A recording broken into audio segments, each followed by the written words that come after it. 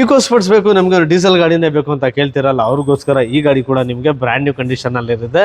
ಜೊತೆಗೆ ನಿಮಗೆ ಇನ್ನೊಂದು ಏನಂತ ಅಂದರೆ ನಿಮಗೆ ಲೆಸ್ ಡ್ರಿವೆನ್ ಕಮ್ಮಿ ಓಡಿರೋ ಗಾಡಿ ಕೇಳಿದ್ರೆ ನಿಮಗೋಸ್ಕರ ಗಾಡಿ ನೋಡ್ತಾ ಇರಲ್ಲ. ಇನ್ನು ನಿಮಗೆ ಶೋರೂಮ್ ಟೈರ್ಸಲ್ಲಿ ನಿಮಗೆ ಈ ಗಾಡಿ ಇರುತ್ತೆ.